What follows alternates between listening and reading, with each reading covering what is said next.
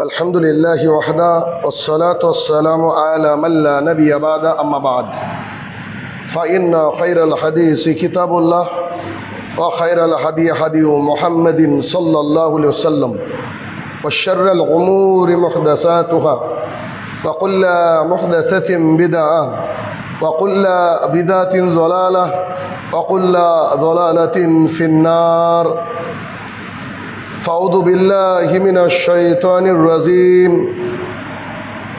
يا أيها الذين آمنوا أطيعوا الله وأطيعوا الرسول ولا تبطلوا أعمالكم عن أبي هريرة رضي الله تعالى عنه قال رسول الله صلى الله عليه وسلم كل أمة يدخلون الجنة إلا من أبى قيل يا رسول الله من أبى قال من أطاعني دخل الجنة ومن عصاني فقد أبى عن عائشة رضي الله تعالى عنها قالت قال رسول الله صلى الله عليه وسلم من عمل عملا ليس عليه أمرنا فهو رد সম্মানিত উপস্থিতি, সর্বপ্রথম আল্লাহ সুবহানাহু ওয়া তাআলার বারগাহে শুকরিয়া জ্ঞাপন করব যে আল্লাহ তাআলা সালাতুল জুমা আদায় করার লক্ষ্যে আমাদেরকে মসজিদে প্রেরণ করেছেন, যে আল্লাহ সুবহানাহু ওয়া তাআলা বিচার দিবসের একচ্ছত্র অধিপতি সে রব্বুল ইজ্জাতের বারগাহে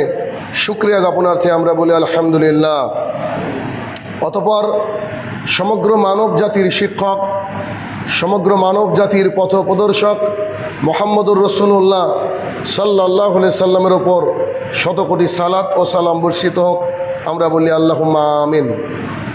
আজ সংক্ষিপ্ত জুমার আলোচনার বিষয় রমাদানের শেষ দশক। উক্ত বিষয়ে তথ্য এবং তত্ত্ববহুল আলোচনা করার চেষ্টা করব ইনশাআল্লাহ আজিজ। আমরা বিগত পরপর দুটো জুম্মাতে জানার চেষ্টা করেছি যে আল্লাহ সুবহানাহু ওয়া তাআলা তার বান্দাদেরকে জান্নাতে দিতে চান বিধায় তিনি এই রমাদানুল মোবারক প্রত্যেক বছর ঘুরিয়ে ঘুরিয়ে বান্দাদেরকে দেন, যাতে রয়েছে অঢেল নেকি, গুনাহ মাপের কার্যকারী আমল। আমরা এতদিন অবগত হয়ে গেছি যে আল্লাহ সুবহানাহু ওয়া তাআলা আমাদেরকে রমাদান দেন যাতে করে আমরা গুনাহকে ক্ষমা করিয়ে আল্লাহ তাআলার সেই তৈরিকৃত সুশীতল জান্নাতের মধ্যে অবস্থান করি। ঠিক সেই রমাদান দেখতে দেখতে আমাদের শেষ দশকের প্রায় দোরগোড়ায় হাজির। শেষ দশকে কোরআন এবং সুন্নাহ মোতাবিক কী ইবাদত রয়েছে, রাসূলুল্লাহ সাল্লাল্লাহু আলাইহি ওয়াসাল্লাম সাহাবায়ে কেরাম থেকে কি প্রমাণিত, তা আজকে আমরা একটু একটু করে জানার চেষ্টা করব ইনশাআল্লাহ আজিজ। কেননা আমাদের জীবন আল্লাহর জমিনে যতদিন আছি ততদিন পরিচালিত হবে শুধুমাত্র একজন ব্যক্তির কথাই, তিনার নাম হচ্ছে মুহাম্মদুর রাসূলুল্লাহ সাল্লাল্লাহু আলাইহি ওয়াসাল্লাম। তো তার কথা মোতাবেক আমরা দেখব যে তিনি রমাদানের শেষে বিশেষ কোনো আমল করতেন কি না। যদিচ শুরুর দিনে বলেছিলাম, শুরুর জুমায় বলেছিলাম যে ইজা দাখালা রমাদান ফুতিহাত আবওয়াবা সামা ফুতিহাত আবওয়াবা রাহমা, যখন রমাদান মাস শুরু হয় তখন আল্লাহ সুবহানাহু ওয়া তাআলা তার রহমতের দরজা খুলে দেন, জান্নাতের দরজা খুলে দেন। জান্নাতের দরজাগুলো আর বন্ধ হয় না পুরো রমাদান। রহমতের দরজা পুরো রমাদান অনুযায়ী আর বন্ধ হয় না, এবং আল্লাহ সুবহানাহু ওয়া তাআলা জাহান্নামের যে গেট দরজা সেগুলোকে বন্ধ করে দেন, সেগুলো পুরো রমাদান পর্যন্ত আর খোলা হয় না। এবং প্রতি রাত্রিবেলায় আল্লাহ সুবহানাহু ওয়া তাআলা অনেক বান্দাদেরকে জাহান্নাম থেকে মুক্তি দেন। এটা একটা অফারের মাস। তো এই মাস, যে মাসের জন্য সালফে সলেহিনরা 6 মাস আগে থেকে দোয়া করতেন যে আল্লাহ আমাদেরকে রমাদান পর্যন্ত পৌঁছে দেন, তাহলে এই মাসের মধ্যে কি এমন নিহিত রয়েছে যে আমরা পরপর দুটো জুমায় অলরেডি জেনে গিয়েছি। তবে আজকে জানবো আমরা যে আমাদের শেষ দশকে করণীয় কি। যেহেতু আজকে সম্ভবত 18 রমাদান, তার মানে আর সময় নাই, আর মাঝে একটা দিন রয়েছে।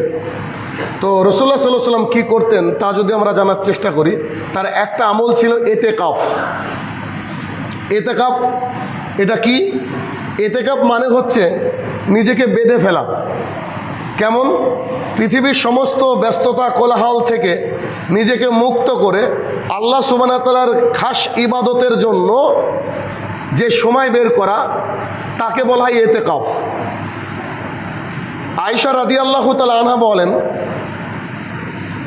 রাসূলুল্লাহ সাল্লাল্লাহু আলাইহি ওয়াসাল্লাম রামাদানের শেষ দশকে তার লুঙ্গিকে টাইট করে বেঁধে নিতেন এবং এতেকাফের জন্য প্রস্তুতি গ্রহণ করতেন। আবু সাঈদ খুদরি রাদিয়াল্লাহু তাআলা আনহু বলেন, রাসূলুল্লাহ সাল্লাল্লাহু আলাইহি সাল্লাম রামাদানের প্রথম দশকে এতেকাফ করলেন, প্রথম 10 দিনে। তারপরে তাকে দেখা গেল তিনি মাঝের দশকে এতেকাফ করলেন। তারপরে আল্লাহ সুবহানাহু ওয়া তাআলা তাকে জানিয়ে দিলেন যে তুমি যার জন্য এতেকাফ করছো সেটা প্রথম দশক বা দ্বিতীয় দশক নয়, বরং ওটা হচ্ছে শেষ রামাদানের 10 দিন। রাসূলুল্লাহ সাল্লাল্লাহু আলাইহি সাল্লামকে দেখেছি তিনি রামাদানের শেষ 10 দিন এতেকাফ করতেন। আয়েশা রাদিয়াল্লাহু তাআলা আনহা বলেন, রাসূলুল্লাহ সাল্লাল্লাহু আলাইহি সাল্লাম আমৃত্যু রামাদানের শেষ দশকে এতেকাফ করেছিলেন। আমৃত্যু মানে মারা যাওয়া পর্যন্ত রাসূল সাল্লাল্লাহু আলাইহি সাল্লাম এতেকাফ করেছিলেন। আয়েশা রাদিয়াল্লাহু তাআলা আনহা বলেন, যখনই কোনো সাহাবীর নাম নিচ্ছি, রাবীর নাম নিচ্ছি, এগুলো হাদিস, সংক্ষেপে বোঝানোর জন্য এভাবে বলি আপনাদেরকে। আয়েশা রাদিয়াল্লাহু তাআলা আনহা বলেন, রাসূলুল্লাহ সাল্লাল্লাহু আলাইহি সাল্লাম মসজিদের মধ্যে একটা খেমা বানালেন, মসজিদের মধ্যে একটা জায়গাকে ঘিরে নিলেন, তিনি এতেকাফ থাকবেন তার জন্য। আমি গিয়ে বললাম, আল্লাহ রসুল সাল্লাল্লাহু আলাইহি সাল্লাম, আমিও আপনার সাথে এতেকাফ করব বা আমিও এতেকাফ করব। তখন রাসূল সাল্লাল্লাহু আলাইহি সাল্লাম কাউকে বলে আয়েশা রাদিয়াল্লাহু তাআলা আনহার জন্য মসজিদের এক প্রান্তে একটা খেমা বা পর্দা করে দিলেন। এরপরে কিছুক্ষণ পর দেখা গেল রাসূলুল্লাহ সাল্লাল্লাহু আলাইহি সাল্লামের আরও একজন স্ত্রী, সম্ভবত যায়নাব রাদিয়াল্লাহু তাআলা আনহা, তিনিও একটা খেমা বানালেন মসজিদের আরেক দিকে।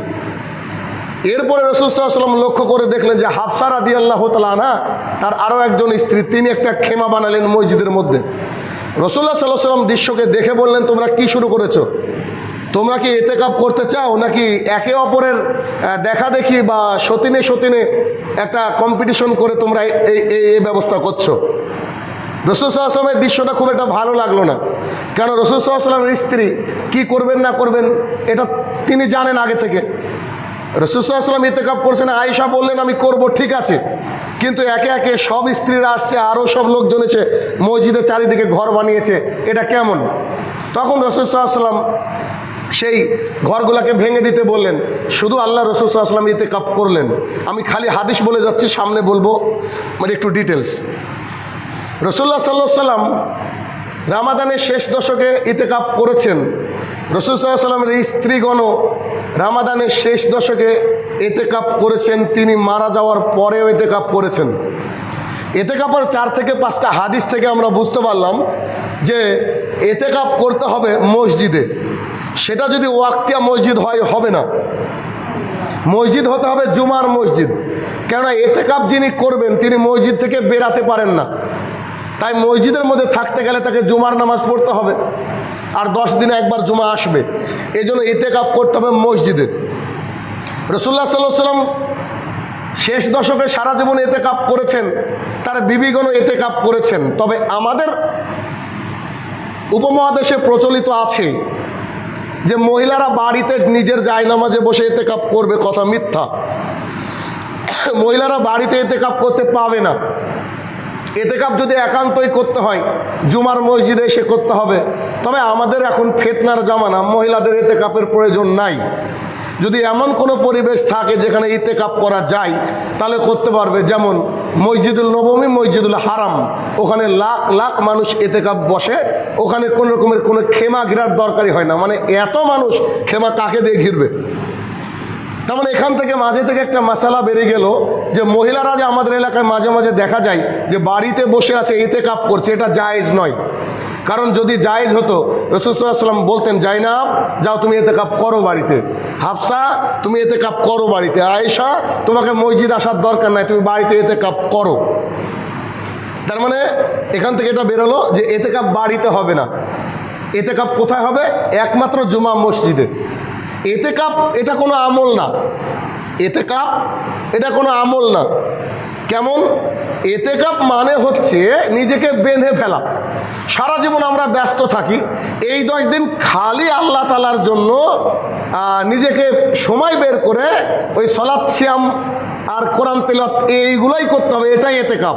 তাহলে এতেকাপ তো কোনো আমল না। এতেকাপ মানে নিজেকে একটু অ্যাসাইড করে নেওয়া, একটু সাইড করে নেওয়া, যে আমি প্রতিদিন মাঠে যাই, প্রতিদিন বাজারে যাই, প্রতিদিন আমি আমার নানান কাজে বসি, এইগুলাকে অ্যাসাইড করে সাইডে রেখে আমি বসবো, কিন্তু বিশেষ কোনো আমল না। তাহলে কি? এতেকাপ হচ্ছে যে কেউ করতে পারে পৃথিবীর, এটা হচ্ছে ব্যক্তিগত আমল, যে করবে তার নেকি। তো এতেকাপের মূল উদ্দেশ্য কি? এতেকাপের কিন্তু মূল উদ্দেশ্য হচ্ছে লাইলাতুল কদরকে পাওয়া, যে আলোচনা একটু পরে আসছে। মানে লাইলাতুল কদরকে পেতে গেলে সমস্ত কাজকে বাদ দিয়ে মসজিদে অবস্থান করলে গ্যারান্টি সে পাবে। এই জন্য লাইলাতুল কদরকে পাওয়ার অন্যতম মাধ্যম হচ্ছে এতেকাপ। তাহলে আমরা বুঝলাম এতেকাপ বাড়িতে হবে না, এতেকাপ জুমা মসজিদে হবে। এতেকাপ একটা ব্যক্তিগত আমল, যাতে আল্লাহ তাআলার সান্নিধ্য লাভ করা যায়, আল্লাহ তাআলার কাছে নিজেকে রেডি করে দিয়ে আমল করা যায়। যেমন অনেকে এতেকাপ করে মোবাইল রাখে সাথে, মোবাইল রাখলে এতেকাপ হবে না। সাথে থাকবে একটা জামা, একটা কোরআন, ব্যাস এতটুকুই, আর কিছু না। এতেকাপ যে ব্যক্তি করবে, তার স্ত্রী যদি তার এখানে আসে খাবার টাবার দিতে, ব্যাস প্রয়োজনীয় যতটুকু কথা শরীয়ত ভিত্তিক এতটুকু বলতে পারে, এক্সট্রা গল্প করতে পারে না। এতেকাপে 2-3 জনকে রাখা হলো, ওরা গল্প করে সময় কাটাচ্ছে, এতেকাপের আল্লাহর দরকার নেই। এতেকাপ মানে একেবারে একান্ত করে নাও, নিজেকে একান্ত করে নেওয়া হচ্ছে এতেকাপ। তবে আমাদের হানাফি মাযহাবে একটা কথা প্রচলিত রয়েছে যে এতেকাপ হচ্ছে করতেই হবে। কেউ কেউ বলছে ফরজে কেফায়া, কেউ কেউ বলেছে যে না সুন্নত কি একটা বলেছে, যা হোক জানি না, যে এতেকাপ করতে হবে। যদি গোটা গ্রাম থেকে অন্তত একজন না করে, তাহলে গোটা গ্রামের মানুষ সবাই পাপী হবে। একেবারে নগদ মিথ্যা কথা। আমি এতেকাপ করলে আমার উপকার হবে, আপনার হবে না, এটা জানা যে আমি পড়ে দিলে আপনার হয়ে গেল। তাহলে এতেকাপ না করলে গোটা গ্রামবাসী পাপে নিমজ্জিত হবে, এটা প্রচলিত আছে, এটা মিথ্যা কথা। এই জন্য হয়তো আপনারা অনেকে ধর্ম বুঝেন না, অত বেশি জানেন না। বাংলাদেশে এটা খুব প্রচলিত আছে, আমাদেরও কিছু হানাফি সমাজে প্রচলিত আছে। যখন মানুষ দেখছে যে এতেকাপে কারোর টাইম নাই করার, ওরা করে কি গোটা সবাই পাপী হব, একজন লেবারকে ধরে বলে যে আপনি প্রতিদিন কাজ করে ক টাকা পান, তো হচ্ছে 300 টাকা, তো আপনাকে প্রতিদিন 500 টাকা দেওয়া হবে, আপনি 10 দিন এতেকাপ করেন।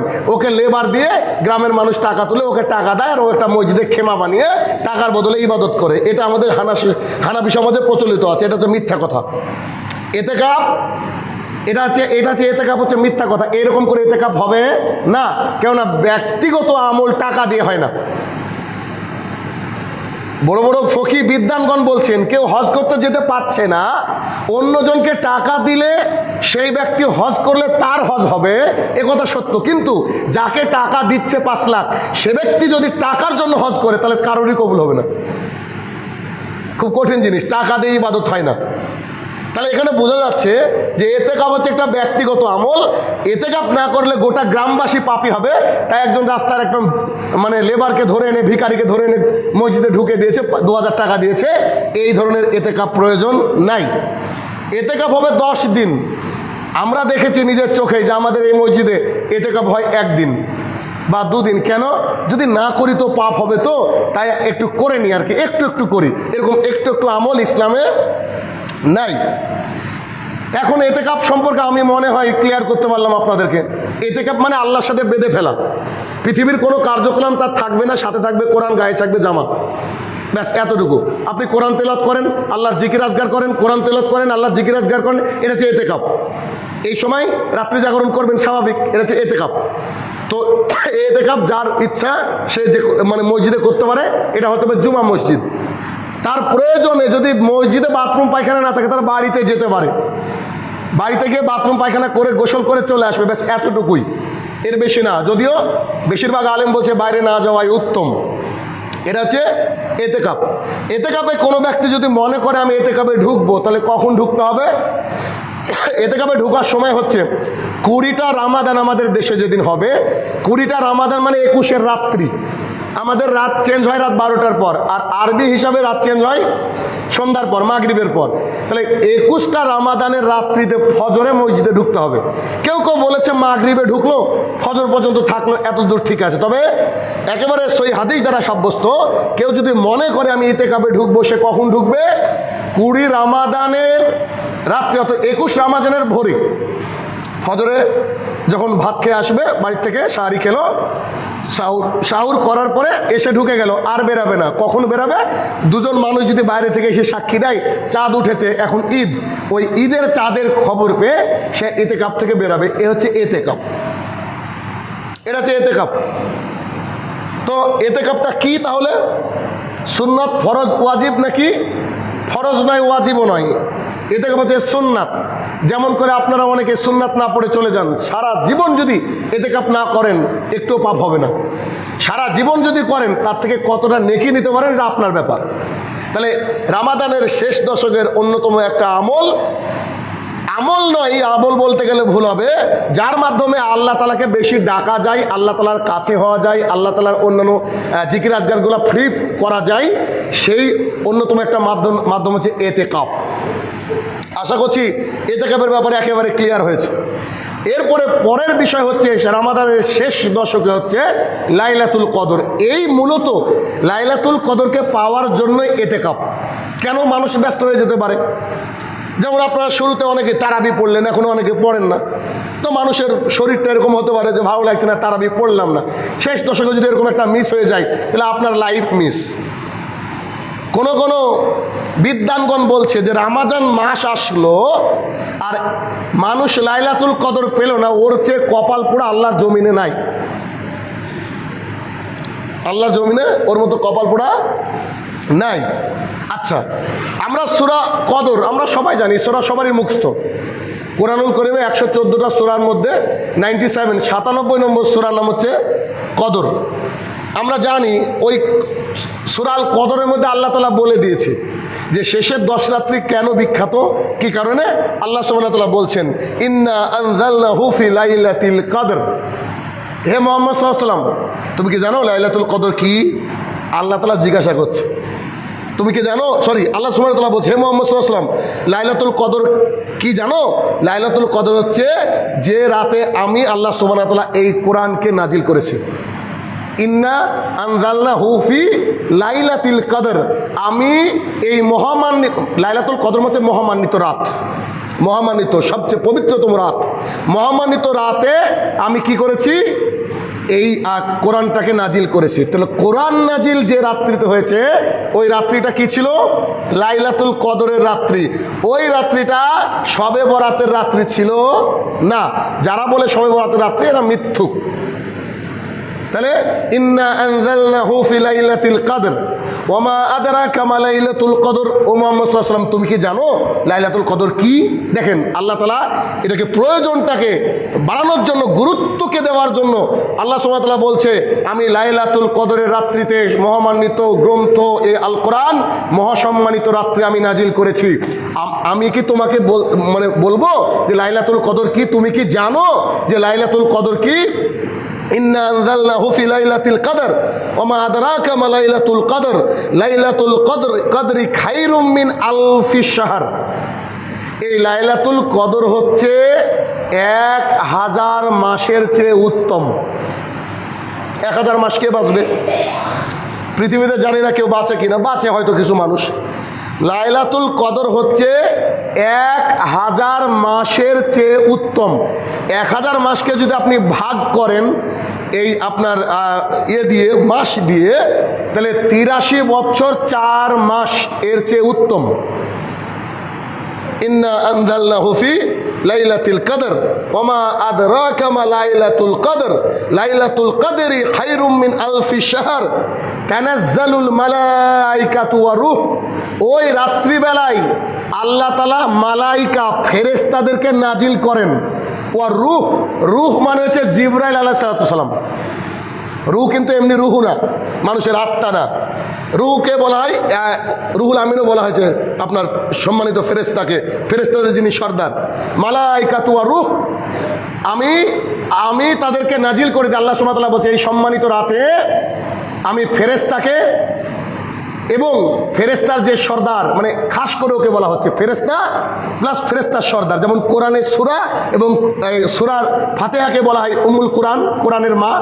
সূরাও, কিন্তু মহাসম্মান দেওয়ার জন্য আল্লাহ তাআলা বলেছে, আল্লাহ সুবহানাহু ওয়া তাআলা বলছেন যে আমি ফেরেশতাদেরকে নাজিল করি, সেই সাথে সাথে ফেরেশতাদের সর্দার রূহ অর্থাৎ জিবরাইল আলাইহিস সালামকে আমি আল্লাহ তাআলা নাজিল করে দিই।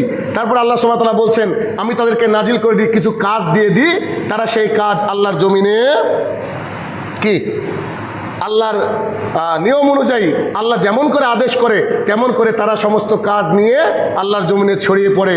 হাত্তা মাতলাইল ফজর, কতক্ষণ অবধি তারা থাকে? যতক্ষণ না ফজরের আজান হচ্ছে।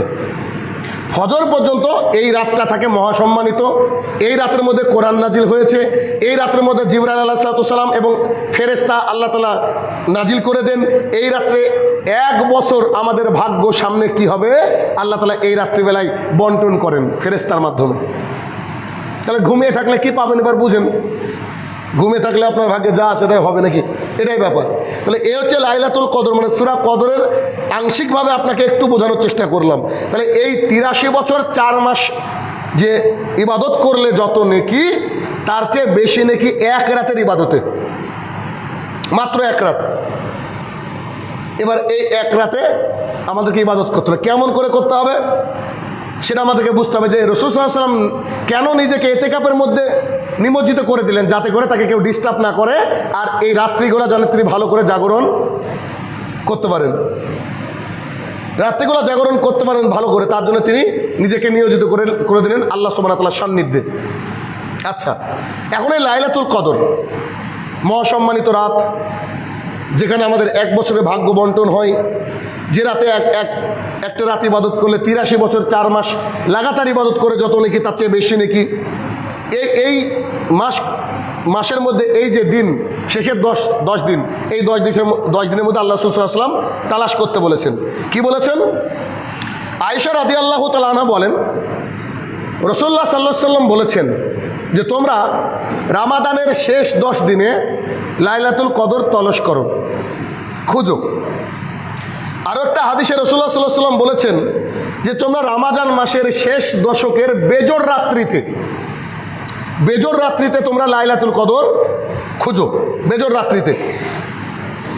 তো হাদিসের ভাষা আছে দুটো, এক রমাদানের শেষ 10 দিনে লাইলাতুল কদর খুঁজো, 2 রমাদানের শেষ 10 দিনের মধ্যে 5 দিন যেগুলা বেজোড়। কেমন? 20 রমজানের রাত্রি মানে 21 রাত্রি, যেমন আজকে কটা রোজা? 18, আজকে রাত্রি কত? 19। তাহলে আমাদের এখানে যখন 20 রোজা হবে ওই রাত্রিটা কি 21 রাত্রি। তাহলে মিনিমাম 21, 23, 25, 27, 29 এই 5টা রাত্রির মধ্যে আল্লাহ রাসূল সাল্লাল্লাহু আলাইহি ওয়াসাল্লাম তালাশ করতে বললেন। আরেকটা হাদিস শুনি। আবু হুরায়রা রাদিয়াল্লাহু তাআলা আনহু বলেন রাসূলুল্লাহ সাল্লাল্লাহু আলাইহি ওয়াসাল্লাম বাড়ির থেকে বের হলেন। বের হওয়ার পর তিনি মানুষকে বলে দিবেন যে লাইলাতুল কদর কবে। আল্লাহ তাআলা তাকে জানিয়েছে যে অমুক তারিখে লাইলাতুল কদর। তিনি বলে দেওয়ার জন্য বের হলেন। বাড়ির থেকে যখন তিনি বের হলেন তো দেখছেন যে দুজন মুসলমান একে অপরের সাথে ঝগড়া করে, মারামারি করে, ঝামেলা করে। রাসূলুল্লাহ সাল্লাল্লাহু আলাইহি ওয়াসাল্লাম তাদের ঝামেলাকে মিটালেন। মিটানোর পর সাহাবায়ে কেরাম দাঁড়িয়ে আছে, আল্লাহ রাসূল গেলে মানুষ যাবেই, জমা হবে। তখন রাসূল সাল্লাল্লাহু আলাইহি ওয়াসাল্লাম বলছেন যে আল্লাহ সুবহানাহু ওয়া তাআলা আমাকে জানিয়েছিল যে লাইলাতুল কদর কবে, একদিনই লাইলাতুল কদর, এটা কবে। কিন্তু এই যে মুসলমান দুজন ঝগড়া করছিল, এদের ঝগড়া থামাতে গিয়ে আমি ভুলে গেছি।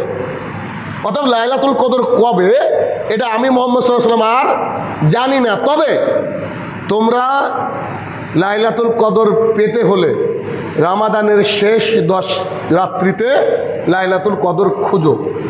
কেউ যদি মনে করে যে আমি নিশ্চিত লাইলাতুল কদর নিবই, তাহলে তাকে 10 রাত্রি জাগতে হবে। আর কেউ যদি অপারগ হয় তাহলে সে অন্তত বেজোড় 5 রাত্রি জাগতে পারে, অন্তত বললাম এত দূর। কিন্তু উচিত হচ্ছে যে শেষ 10 রাত্রি জাগা। জীবনে কত রাত্রি জেগেছেন, হয়তো জাগবেন, মেয়ে আইসিইউতে ভর্তি আছে, স্ত্রী আইসিইউতে ভর্তি আছে, ছেলে বিমার, সারা রাত জেগে কাটিয়ে দেন। কিন্তু নিজের জন্য কত বড় পাগল আমরা নিজের জন্য। আমরা 10টা রাত্রি আল্লাহর জন্য ইবাদত করতে পারি না, 10টা রাত্রি আমরা আল্লাহ তাআলার জন্য খাস করে দিতে পারি না। আল্লাহ তাআলার জন্য কি, এটা তো আমাদের নিজের জন্য। শেষ দশকের 10টা রাত্রি রাসূল সাল্লাল্লাহু আলাইহি ওয়াসাল্লাম এর পিঠ কখনো বিছানায় ঠেকেনি, কোনো স্ত্রীকে স্পর্শ পর্যন্ত করেননি, এমনভাবে মগ্ন থাকতেন। এবার একটা চিন্তা করেন তো, আপনি একটু ভাবেন, নিজের বিবেককে কাজে লাগান। ইসলাম বিবেক দিয়ে বোঝার জিনিস। কেমন? পৃথিবীর বুকে সবচেয়ে ভালো মানুষ, নবীদের সর্দার রাসূলুল্লাহ সাল্লাল্লাহু আলাইহি ওয়াসাল্লাম, তিনার আগের এবং পেছনের কোনো গুনাই নাই, একেবারে ফ্রেশ মানুষ। ফ্রেশ মানুষ মানে আমাদের ভেতরে যে অন্তর আছে, কলিজা আছে, কলিজার পাশে একটা গোস্তের টুকরো আছে বা কলিজাটা, এটার মধ্যে শয়তানি কিছু কার্যকলাপ থাকে। দেখবেন আপনি, আমি নামাজে দাঁড়ালে অনেক আজে বাজে কথা চিন্তার হয়, বা আজে বাজে কথা চিন্তা ইত্যাদি নানা রকম ব্যাপার আসে। রাসূলুল্লাহ সাল্লাল্লাহু আলাইহি ওয়াসাল্লামকে কয়েকবার জিবরাইল আলাইহিস সালাম তার বুকটাকে ফেড়ে দিয়ে সেটাকে বের করেছে, কলিজাটাকে সোনার পাত্রে রেখে জমজমের পানি দিয়ে ধুয়ে সেটাকে রেখে দিয়েছে। ভাবা যায়? রাসূলুল্লাহ সাল্লাল্লাহু আলাইহি ওয়াসাল্লামকে যখন জিবরাইল আলাইহিস সালাম বোরাকের উপরে চড়ালেন, দিয়ে আল্লাহ তাআলার কাছে নিয়ে যাচ্ছিলেন, তো বাইতুল মুকাদ্দাসে যখন নামালেন আল্লাহ রসুলকে, তো সেখানে নামিয়ে তিনি সমস্ত নবীদের ইমামতি করেছেন। পৃথিবীর যত নবী, সব নবীদের ইমামতি করেছেন। রাসূলুল্লাহ সাল্লাল্লাহু আলাইহি ওয়াসাল্লামকে ওখান থেকে যখন বুরাকে চড়ালেন, বুরাক এমন একটা জন্তু, রাসূল সাল্লাল্লাহু আলাইহি ওয়াসাল্লাম বলছে ওর চোখ যেখানে যাচ্ছে আসমানে, ওইখানে ওরা এক পা পড়ছে। হয়তো আমি বোঝাতে পারছি না আপনাদেরকে, আমার গায়ের লোম দাঁড়িয়ে গেছে। মানে বুরাক আকাশে কত দূর দেখতে পাই, আল্লাহ রসুল বলছে ওর এক পা পড়ছিল অত দূর যত দূর ওর চোখ যাচ্ছিল। পৌঁছাতে পৌঁছাতে 1 নম্বর আসমানে গিয়ে জিবরাইল কোরআন নাচ্ছে। জিবরাইল, আমি আল্লাহ রসুলের মাহাত্ম্য দেখাচ্ছি এই জন্য যে তিনি জিবরাইল কোরআন নাচ্ছেন, মানে গেটে নাচ্ছেন, টোকা দিচ্ছেন। তো ভেতর থেকে ফেরেশতা বলছে কে? বলছে আমি জিবরাইল, আপনার সাথে মুহাম্মদ সাল্লাল্লাহু আলাইহি ওয়াসাল্লাম। তাকে কি ডাকা হয়েছে? ফেরেশতা কত কঠিন দেখেন, বলছে জি তাকে ডাকা হয়েছে। তারপরে তারা দরজা খুলে দেওয়ার পর বলছে যে মহাসম্মানিত নবী, আপনাকে স্বাগতম, আপনার আগমন মুবারক। একথা বলার পরে জিবরাইল আলাইহিস সালাম তিনি বলছেন এই যে লোকটাকে দেখছেন, ইনি হচ্ছেন আদম আলাইহিস সালাম, আপনার আব্বা, আপনার পিতা, আপনি সালাম করেন। তখন তিনি বলছেন আসসালামু আলাইকুম আব্বু। উনি বলছেন ওয়ালাইকুম আসসালাম, আমার সৎ সন্তান, আমার নেক সন্তান এবং মহামান্বিত নবী। এরকম করতে করতে করতে 7 আসমান উঠে গিয়েছেন। 7 আসমান পর্যন্ত 6 নম্বর আসমানে দেখা মুসা আলাইহিস সালামের সাথে। তো মুসা আলাইহিস সালামকে দেখে জিবরাইল বলছে এটা মুসা, আপনার ভাই, আপনি একে সালাম করেন। তো উনি বলছেন আসসালামু আলাইকুম। তো বলছে আমার সৎ ভাই, আমার ভালো ভাই এবং সুন্দর নবী, মহাসম্মানিত নবী। আল্লাহ রসুল বলছে আমি যখন সামনের দিকে যাচ্ছি দেখছি মুসা আলাইহিস সালাম কান্নায় ভেঙে পড়েছেন। আমি ঘুরে এসে বলছি কি ব্যাপার, আপনি কাঁদেন কেন? তো তখন মুসা আলাইহিস সালাম বলছেন আপনাকে সমস্ত নবীদের মধ্যে যুবক এমন একটা নবী আল্লাহ বানিয়েছে যে নবীর উম্মত সবচেয়ে বেশি। কিয়ামতের মাঠে আমি এত বড় নবী, মুসা নিজে বলছেন আমি এত বড় নবী, আমি আল্লাহর সাথে কথা বলেছি, আমাকে কালিমুল্লাহ বলা হয়, তাও আমাকে আল্লাহ অত বড় দাম দেয়নি। আপনি একটা যুবক নবী, আল্লাহ আপনাকে এত দাম দিয়েছে যে আমার চেয়ে কত গুণ উম্মত আপনার বেশি হবে, এই জন্য আমি কান্নাকাটি করছি। এটা যে আমাদের নবী, যার হাত দিয়ে জান্নাতের ফিতে কাটা হবে। কিয়ামতের মাঠে কারুর কথা শোনা হবে না, প্রথম শোনাবে রাসূল সাল্লাল্লাহু আলাইহি ওয়াসাল্লামের কথা। আমি এতক্ষণ এই কথাগুলো বললাম, এর পেছনে কারণ কি? সেই ব্যক্তি লাইলাতুল কদর খুঁজছেন রমজানের শেষ 10 দিনে, আর আপনি কাঠমুল্লার বাচ্চা, কাঠমুল্লা 27শে রমজানে লাইলাতুল কদরকে স্থির করে বসে আছেন। আপনি মানুষ না অন্য কিছু ভাবেন একবার। এতক্ষণ এই কথা বলার জন্য এটুকু আনলাম যে ব্যক্তিকে আল্লাহ তাআলা সরাসরি ওহী করে, যে ব্যক্তির মনের অবস্থা খারাপ, চাচা আবু তালেব মারা গেল, তার 2 মাস পরে নিজের স্ত্রী মারা গেল, আল্লাহর জমিনে কেউ থাকলো না, তাই আল্লাহ তাআলা নিজের কাছে ডেকে নিলেন, দিয়ে উপহার দিলেন 50 ওয়াক্ত সালাত। তার উম্মত পারবে না বলে কমিয়ে 5 ওয়াক্ত দিলেন। সেই মহাসম্মানিত ব্যক্তি, যার আগের এবং পেছনের গুনাহ নাই, যাকে জান্নাতের উদ্বোধনকারী বলা হয়, যাকে দেখার জন্য ফেরেশতারা হা করে চেয়ে আছে, তিনি লাইলাতুল কদর খুঁজেন 10 রাত্রি জুড়ে, আর আপনি আমি 27 রমাজানে খেজুর পূজা করে লাইলাতুল কদর পাবো। ধর্ম কি এত খারাপ? মানুষের কি বিবেক বুদ্ধি একটুও নাই? আল্লাহ রসুল কি পাগল ছিলেন নাকি? আস্তাগফিরুল্লাহ। তিনি যদি জানতেনই যে 27 রমাজানে লাইলাতুল কদর, তো উম্মতকে এত কষ্ট করিয়ে নিতেন? যে ব্যক্তি বলছে যে তোমাদের কষ্ট হবে বলে আমি মেশক করতে বলিনি, আল্লাহ তাআলা হয়তো ফরজ করে দেবেন। যে ব্যক্তি 3 দিন তারাবির নামাজ পড়ে 4 নম্বর দিন বেরাচ্ছেন না কেন? এই তারাবির নামাজ আল্লাহর ভালো লেগে যাবে, আল্লাহ যদি ফরজ করে দেয় আমার বান্দারা কত কষ্ট পাবে। অনেকে দুর্বল মানুষ আছে, তারা পড়তে পারবে না। ফরজ করে দেওয়ার ভয়ে, উম্মতের কষ্টের ভয়ে যে ব্যক্তি বাড়ির থেকে নামাজে আর বেরাচ্ছেন না, সেই ব্যক্তি 10 রাত্রি জাগছেন এই লাইলাতুল কদর তালাশ করার জন্য, আর আপনি আমি 27 রমাজান। এখন বিবেক আপনাদের খুলেন, বিবেক যে কয় রাত্রি জাগবেন।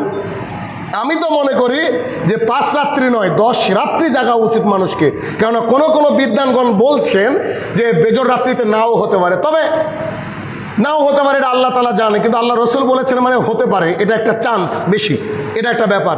তবে আপনার আমার কাছে যে সময়ের হিসাব, আল্লাহ তাআলার কাছে ওই সময়ের কিন্তু হিসাব না। কারণ কিয়ামতের মাঠে একটা দিন হবে 50,000 বছরের সমান। তা উপরের যে হিসাব, ওই হিসাব তো এখানকার হিসাব না। একই দিনে হয়তো লাইলাতুল কদর গোটা পৃথিবী জুড়ে চলতে থাকে, এটা হচ্ছে লাইলাতুল কদর। তাহলে প্রত্যেক মানুষকে কি করতে হবে? 10 রাত্রি মসজিদে হোক আর বাড়িতে হোক এই লাইলাতুল কদর তলাশ করতে হবে। আল্লাহ তাআলা আমাদেরকে সেই তৌফিক আদা করুক, আল্লাহুম্মা আমিন।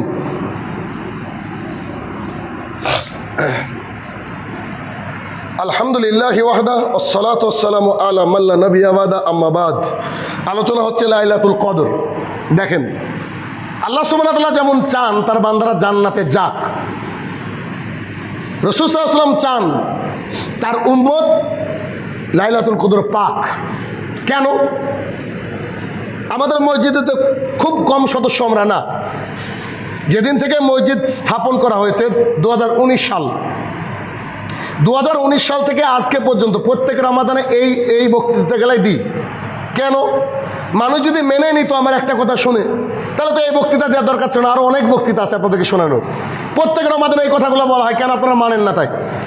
তো 2019 সাল থেকে এই মসজিদ স্থাপন হয়েছে। তার আগে আমাদের ইচ্ছা হয়েছে 2016 থেকে। 2013 সাল থেকে আমি মোটামুটি মানুষকে বলে আসছি যে লাইলাতুল কদর তালাশ করেন, তালাশ করেন, তালাশ করেন, তালাশ করেন বলতে আছি। তো 2013 থেকে 24 কত বছর হিসাব করেন?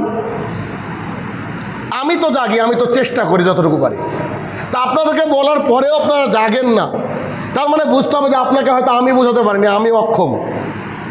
কিন্তু রাসূল সাল্লাল্লাহু আলাইহি ওয়াসাল্লামের সাহাবীরা অক্ষম ছিলেন না, তিনারা কিন্তু সক্ষম ছিলেন। আল্লাহ রসুলও সক্ষম ছিলেন, তিনারা বুঝতেন। আমাদের যদি তাই তো কেউ একজন লিখেছে যে কোনো একদিন মৃত লাশকে একটু ধুইয়ে দেখেন তার অবস্থা, কত বড় তেজ মানুষের, কত ক্ষমতা তার। সেই দিন হাতটা একটু উপরে তুলতে পারে না, ইজ্জতের উপর অন্যজন পানি ঢালে লজ্জাস্থানের উপরে, সে জীবনে কাউকে লজ্জাস্থান দেখায়নি, সেদিন আর হাত দিয়ে ঢাকতে পারে না। এই জন্য উচিত মানুষের যে এই মৃত ব্যক্তির পাশে দাঁড়িয়ে থেকে তার অবস্থাটা দেখা যায়, কত প্রতাপশালী মানুষ ছিল, অত তার অবস্থা কি। এখন মারা গেলে আপনি শেষ, আমি শেষ। তাহলে আমাদেরকে তো আমাদের যে শুনুন, আমাদেরকে আলহামদুলিল্লাহ আমি তো তাও একটু তাড়াতাড়ি হেদায়েত পেয়েছি। আমাদের এই মসজিদে এমনও মানুষ আছেন আপনাদের বয়স শেষের দিকে, তারা হেদায়েত পেয়েছেন এখন। তাহলে আপনাদের তো আমি মনে করি যে 20 রাত্রি জাগা উচিত। এরা আমার কথা বললাম কেন?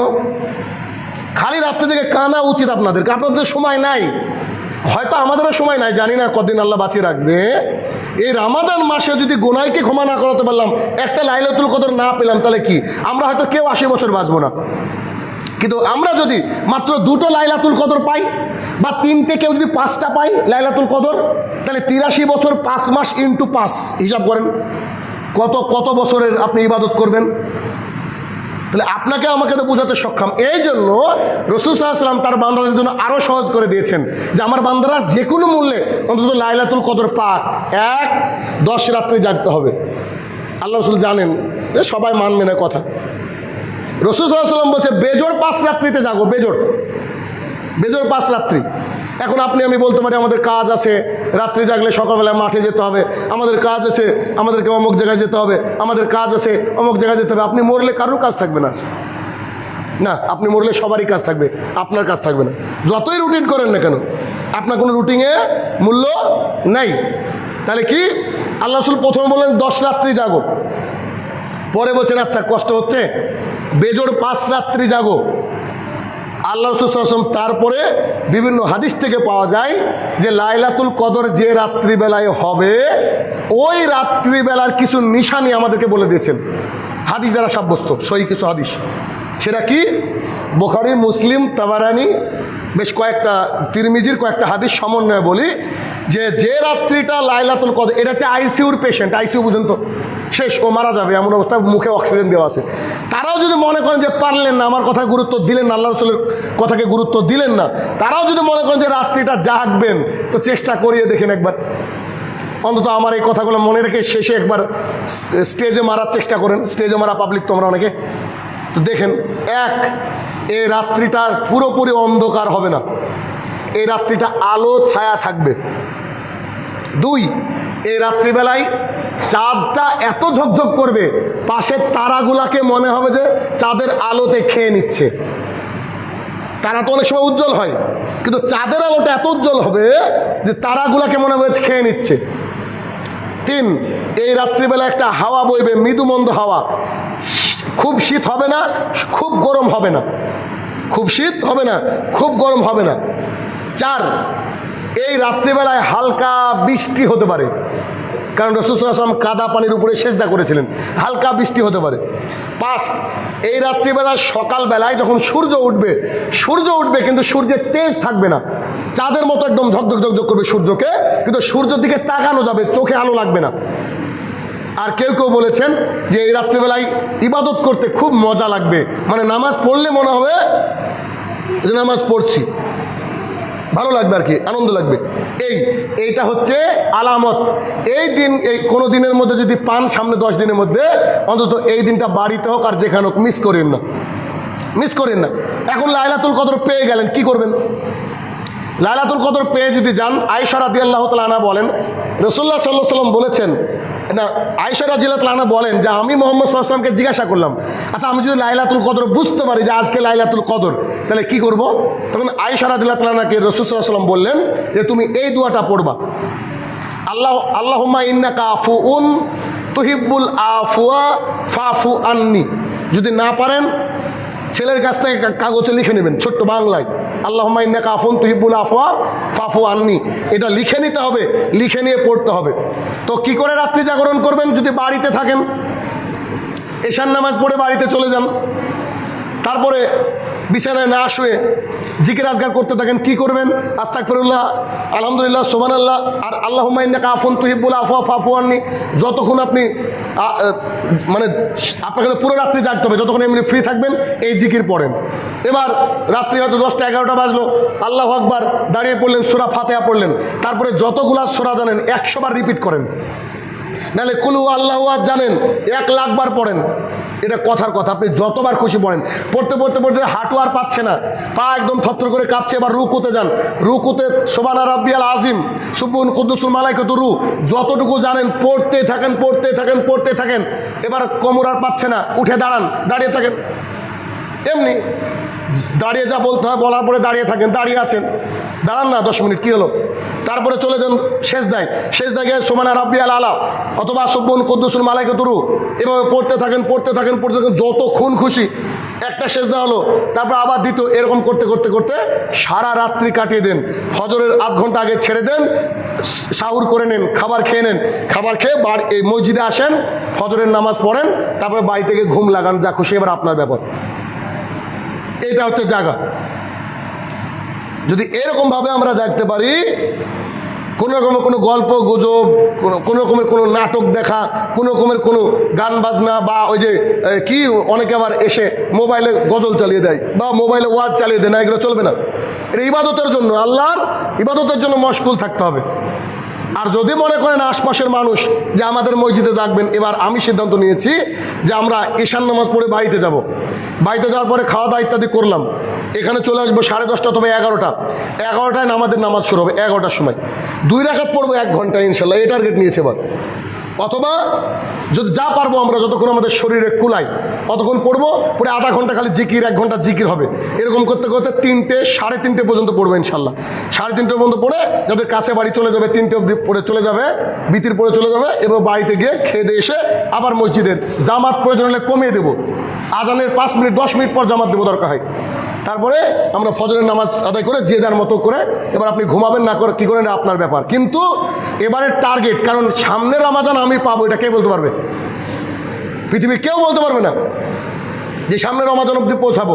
এই জন্য এই রমাজানে অন্তত 83 বছর 4 মাসের ইবাদত আমাকে নিতেই হবে। আর আপনি আমি যদি লাইলাতুল কদর বুঝতেও না পারি, 10 রাত্রি জাগলে তো 100%। কেমন? ধরেন আপনি ইসলামপুর যাবেন, এখন ইসলামপুর যাওয়ার জন্য সজাগ হয়ে আছেন যে ইসলামপুর ঘুমিয়ে গেছেন। তো আপনার বাদ যদি ইসলামপুর পর্যন্ত না যাই, তাহলে তো আপনি ইসলামপুরে নামতে পারবেন না। কিন্তু আপনি উঠেছেন বহরমপুরের বাসে, আপনি বহরমপুর চলে গেছেন, 100% ইসলামপুর পৌঁছাবেন আপনি। তো এরকম হচ্ছে যে বহরমপুরে চলে গেছেন মানে ইসলামপুরে আগে গিয়েছেন, একটু ঘুরে আসলেই আবার বহরমপুর। কিন্তু ইসলামপুর মানেই ইসলামপুর। আর ইসলামপুর যদি যেতে চান বহরমপুরের বাসে, 100% আপনি ইসলামপুর পাবেন একবার রাস্তায়, আপনার জানতে হোক আর অজান্তে হোক।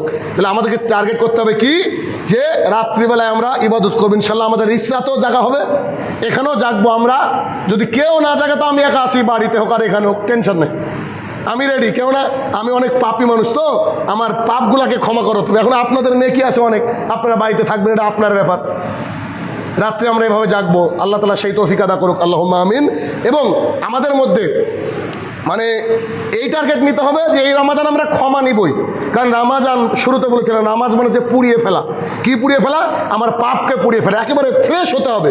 কারণ ফ্রেশ তো হতে হবে, সামনে থেকে তো আবার পাপ হবে। ওই পাপকে ক্ষমা করার জন্য আবার কি লাগবে বলেন? আমার মেয়ে পরীক্ষা দিতে যাচ্ছে, বলছে আব্বু সব আছে, রাবার নাই। বলেন এবার, তো রাবার তো ছিল, আর রাবার নাই, তাহলে রাবারটা আমাকে কিনতে যেতে হলো। ভাবলাম যে পরের দিন যাব, কিন্তু তার আগের দিন আমাকে যেতে হলো। কেন? সন্ধ্যাবেলা আমাকে বাজারে যেতে হলো। রাবার না আনলে ও কী করতে পারবে না, বুঝতে পারবে না। এটা তো রাবার দোকান থেকে কিনা হলো, কিন্তু আমাদের রাবার কতদিন পর আসবে? আবার 1 বছর পর। 1 বছর যে বাঁচবো এর কোনো গ্যারান্টি নাই। আমি তো আমার মেয়ের রবার অন্যজনকে দিয়েও কিনতে পারি, কিন্তু আমি কি আমার রমাজান অন্যজনকে দিয়ে পালন করতে পারবো? পারবো না। যদি পারতো মানুষ, তাহলে কোটিপতিরা 1 কোটি টাকা রেখে যেত আর বলতো যে প্রত্যেকের রমাজানে 1 লাখ করে দিয়ে দিস, আমি যতদিন বাঁচি। অতএব একটু বিবেক খুলেন। এত ক্লিয়ার কাট খুতবা আপনাদের সামনে দিই, হাদিসগুলোকে আপনাদের ভাষায় বলার চেষ্টা করি। আমি তো ভাবি, বিশ্বাস করেন যে বক্তৃতা খুতবার পরে তো প্রত্যেকটা মানুষের মানা উচিত সব কিছু, কিন্তু তাও বোঝাতে পারি না। তো আমার কষ্ট হয় যে আমি কি বোঝাতে পারি না নাকি? আবার আমি তো বোঝাতেও পারি, আমি মনে করি নিজেকে যে অন্তত ভালো বোঝাতে পারি। তারপরেও যদি আপনারা না বুঝেন আল্লাহ রসুলের কথা, তাহলে কি আমাদের কি কষ্ট হয় না? আমাদের যে নামাজ পড়ায়, আমি তো মনে করি তার পরিবারে সবচেয়ে সে বেশি খাটে। আমি তো মাঝে মাঝে ভাবি যে আজকে যে ক্লান্ত, একটু 10 মিনিট আগে যদি শেষ হয়, তো না, আমারও তো কষ্ট হয়। শেষ দাঁড়িয়ে আমার কষ্ট হয় না? দাঁড়িয়ে থাকতে আমার কষ্ট হয় না? সবারই তো কষ্ট হয় ভাই, সবাই মানুষ, প্রত্যেকের নিজের নিজের একটা ক্যাপাসিটি আছে। কিন্তু এই 10টা দিন আমরা জীবনে আর পাবো না। কিন্তু আপনার ছেলে যদি ভর্তি থাকে, আপনার বৌমা যদি আইসিইউতে ভর্তি থাকে, সারা রাত্রে এভাবে দাঁড়িয়ে থাকবেন আপনি, বৃষ্টি পড়ছে মাথার উপরে দাঁড়িয়ে থাকবেন। কেন গো, কী করছো? আমার বৌমা এই অবস্থা আছে, আমার মেয়ে এই অবস্থা আছে, কী যে হয়, সারা রাত্রি পার হয়ে গেছে, আপনি বুঝতে পারেননি। আমাদেরও হয়েছে এরকম, হসপিটালে বাইরে আমিও নিজে কাটিয়েছি, হয়েছে এরকম। কিন্তু আল্লাহ তাআলার জন্য কজন আমরা এরকম করেছি? আসেন, আপনি না বুঝতে পারেন, হ্যাঁ, আপনি সালাত আদায় করতে আমরা ধরেন দাঁড়িয়ে পড়ছি, আপনি পাচ্ছেন না, আপনি পাশে বসে পড়েন, বসে আপনি বসে থাকেন। যখন রুকু করা দরকার একটু ঝুঁকেন, সেজদা হলে পুরোটা করেন আপনি, ব্যাস, ঝামেলা কি? করেন, কিন্তু টার্গেট নিতে হবে। কেন? দেখেন, টিকটিকি তো আমরা বুঝি, এই যে টিকটিকি আছে বোঝে আশপাশে, টিকটিকিকে রাসূল সাল্লাল্লাহু আলাইহি ওয়াসাল্লাম বলছে, যদি একটা বাড়ি দিয়ে কেউ টিকটিকিকে মারে 100 নেকি। একটা বাড়ি দিয়ে মারলে। কেন? পেছনে কারণ কি? ইব্রাহিম আলাইহিস সালামকে যখন আল্লাহ তাআলা আল্লাহ তাআলার এই জালিম বান্দারা আগুনে পোড়াচ্ছিল, আগুনে ফেলছিল, তখন টিকটিকি কি করেছিল জানেন? টিকটিকি ফু দিয়ে আগুনটাকে বাড়ানোর চেষ্টা করেছিল। আচ্ছা, টিকটিকির ফুয়ে আগুন বাড়ে? বাড়ে কি? বাড়ে না। কিন্তু টিকটিকি ফু দেওয়ার চেষ্টা করেছে, ও চেয়েছে ও আমার শত্রু। কি করেছে? ও আমার শত্রু, ওকে ফু দিয়ে নিবাবো, কিন্তু তার ফুয়ে কি কিছু হয়েছে? কিচ্ছু হয়নি না। কিন্তু ওর চেষ্টার কারণে আল্লাহ তাআলা ওকে কিয়ামত পর্যন্ত বলেছে ওকে এক বাড়িতে মারলে 100 নাকি, যে পায় তাকে তো মারার চেষ্টা করে। যেমন আমাদের এই মসজিদের মুসল্লি দেখেন, এর আগেও বলেছি, কথাটা শেষ করবো, আমি লম্বা হচ্ছে। এর আগেও বলেছি, আমিও বলেছি, বহুদিন আগে বলেছিলাম যে আমার বাপ যদি নামাজ না পড়ে তার জানাজা আমি পড়বো না। আমার বাপ উপস্থিত আছে। কেন বলেছিলাম? কারণ আমি আমার বাপকে ভালোবাসি, আপনাদেরকে ভালোবাসি। আমরা বলেছিলাম যে এই মসজিদে যাদের নাম থাকবে, যারা নাম থাকবে, তারা যদি দৈনিক 5 ওয়াক্ত নামাজ না পড়ে তো তারা আমাদের মুসল্লি না। তার জানাজা, তার দাফন কাফনে আমরা সহযোগিতা করব না, তার বাড়িতে আমরা কুরবানি গোশত পাঠাবো না। কিন্তু এ কথা কি কোনোদিন বলেছে নাকি যে তার জন্য মসজিদের দরজা বন্ধ? অনেক লোক এসেছেন জুমায়, অনেকে এসেছেন, তা আপনাদেরকে তো বলিনি যে এখানে আসবেন না। নামাজ পড়ার জন্য কিয়ামত পর্যন্ত মসজিদ খোলা। কিন্তু আপনারা যদি আমাদের এই মসজিদের, প্রত্যেকটা মসজিদের কিন্তু একটা কি থাকে, কমিটি থাকে তো, আর মানে ওই যে কী বলে ওটাকে, একটা গ্রুপ থাকে আর কি, সমাজ একটা সমাজ থাকে। তো সমাজ হলে তার দায়িত্ব। যেমন এই যে আমাদের মামার বাড়ি ওই পাড়ায়, মামা না আসলেও আমাদেরকে গোশত পাঠাতে হয়। কেন? উনি আমাদের এখানে আসেন, ওনার দূরে বলে হয়তো 5 ওয়াক্ত আসতে পারেন না, মাঝে মাঝে আসেন। তাহলে এবার আপনি যদি 5 ওয়াক্ত সালাত আদায় করতে না আসেন, আপনাকে কিন্তু গোশত পাঠাবো না। খালি গোশতের জন্য সমাজ করিনি আমরা। এবার আপনি যদি মানে এখান থেকে ধরেন কেরালায় মারা গেলেন, আপনি আমাদের লোক, আপনাকে যে কোনো মূল্যে আমরা এখানে আনার ব্যবস্থা করব, আপনি যদি আমাদের সমাজের হন। কিন্তু আপনি আমাদের সমাজের না। যেমন এই ভাইটাকে আমি চিনি না, উনি আজকে এসছে সালাত আদায় করতে, তো ওনার তো সারা জীবন এটা খোলা আছে। উনি যদি আমার বাড়ির পাশে বাড়ি করেন, তাহলে উনি যদি বলেন যে আপনাদের সমাজে থাকতে চাই, তাহলে সমাজে তো নিয়ম আছে নাকি? 5 ওয়াক্ত সালাত, আচ্ছা বলেন তো, 5 ওয়াক্ত সালাত আদায় করতে বলা এটা কি অপরাধ? আপনি যদি 5 ওয়াক্ত সালাত আদায় করেন, আমার 1 ইঞ্চি উপকার হবে? আমার হবে না। উপকার কার? আল্লাহরও হবে না। উপকার কার? আপনার নিজের। আমি বলেছি 5 ওয়াক্ত সালাত ছাড়া আমাদের সমাজে থাকা যাবে না। এক ছেলে কেরালা থেকে এসেছে, এমন অকথ্য ভাষায় মা বাবা তুলে গালি দিয়েছে, আমি শুনলাম আমার অব্দি। আমি সঙ্গে সঙ্গে তাকে ক্ষমা করেছি, আল্লাহকে বলেছি আল্লাহ তাকে ক্ষমা করে দাও। এমন গালিগালাজ করেছে, তার মা তাকে বলছে যে এই মসজিদে তুই যাস না, তো আমাদেরকে সমাজ থেকে বের করে দিয়েছে। তো সমাজ থেকে কেন বের করেছি? কারণ সমাজ থেকে বের করা মানে হচ্ছে তাকে গোশত পাঠায়নি। খালি তাকে নাকি, আমার নিজের আত্মীয়, আমার নিজের পরিবার যারা শুরুতে এখানে আসতো নামাজ পড়তে, তাদেরকে আমি গোশত পাঠাই না। কারা তারা আপনারা চিনেন? কেন? 5 ওয়াক্ত সালাত যদি আপনি মসজিদ আদায় না করেন, তাহলে আপনাকে কি করে বুঝবো আপনি আমাদের মুসল্লি? আমি লিস্ট করব কি করে? আপনাকে আমি জোর দিই, এই যে লাইলাতুল কদর জানার জন্য জোর দিলাম। আপনি যদি লাইলাতুল কদর পান, আমাকে ক টাকা দেবেন বলেন তো? আমাকে ক নেকি দিবেন? কিয়ামতের মাঠে তো পালাবেন আমাকে দেখে, যে আপনাকে 1 নেকিও দেওয়া যাবে না। আপনাকে আমি বলছি, আমি গালও খাচ্ছি, আমার ক্ষমতা আছে আপনাকে সাইজ করার, তারপরেও আমি আপনাকে মানে বলছি যে আপনি ক্ষমা করে দিলাম। আপনি ভাবতে পেরেছেন? একটা চড় মেলে তো মরে যাবেন, এরকম মানুষ আছেন। আমি তারপরেও আপনাকে ক্ষমা করছি, আমার মা বাবাকে গালি দেওয়ার পরেও। কেন? আল্লাহ তাআলা বলেছে যে ক্ষমা করে আল্লাহ তাকে ক্ষমা করে, তার জন্য ব্যাস। আপনি আমাকে মা বাবা তুলে গালি দিয়েছেন, এই মসজিদের দরজা সবারই জন্য উন্মুক্ত। আবারও বলছি, গোটা গ্রাম শুনছে, মাইকে যাচ্ছে, এই জন্য তো মাইকটা দেওয়া হয়েছে 3 তলায়, যে সবারই জন্য উন্মুক্ত। কিন্তু আপনি মারা গেলে আপনার জানাজার জন্য আমি যাব না যদি আপনি বেনামাজি হন। তা আমার আত্মীয় হোক, আমার মা হোক, আমার যেই হোক না কেন, এটা মাথার মধ্যে রাখতে হবে, ব্যাস এতটুকু, ব্যাস। অতএব হে আমার প্রতিপালক, আমরা যেন দৈনিক 5 ওয়াক্ত সালাত আদায় করতে পারি এবং লাইলাতুল কদর জেগে লাইলাতুল পেতে পারি। আল্লাহ তুমি সেই তৌফিক আদা করো, আল্লাহুম্মা আমিন। হে আমার প্রতিপালক, যারা কবরের তলে শায়িত, তারা হয়তো এই রমাদানের এই দিন কটার জন্য হয়তো চোখের পানি ফেলারও তাদের পরিস্থিতি নাই। আল্লাহ আমরা যেন রমাদানটাকে পূর্ণ ভালোভাবে কাটাতে পারি, আল্লাহ তুমি সেই তৌফিক আদা করো, আল্লাহুম্মা আমিন। হে আমার প্রতিপালক, আমাদের মধ্যে যারা অসুস্থ রয়েছে তুমি তাদেরকে পূর্ণাঙ্গ শেফায় কামেলা দান করো, আল্লাহুম্মা আমিন। হে আমার প্রতিপালক, আমরা যারা হারাম খাই, হারাম খাওয়া থেকে যেন দূরে থাকতে পারি, আল্লাহ তুমি সেই তৌফিক আদা করো, আল্লাহুম্মা আমিন। হে আমার প্রতিপালক, রমাদানুল মুবারকে আমরা যে হেফাজতে থেকেছি, তোমার হেফাজতে থেকেছি, শয়তান থেকে দূরে থেকেছি, আর আগামী 11 মাস যেন এইভাবে আমরা চলতে পারি, আল্লাহ তুমি সেই তৌফিক আদা করো, আল্লাহুম্মা আমিন। হে আমার প্রতিপালক, খাস নিবেদন তোমার কাছে, আমাদের অন্তরকে উন্মুক্ত করে দাও যাতে করে আমরা লাইলাতুল কদর জাগতে পারি, আল্লাহ তুমি সেই তৌফিক আদা করো, আল্লাহুম্মা আমিন।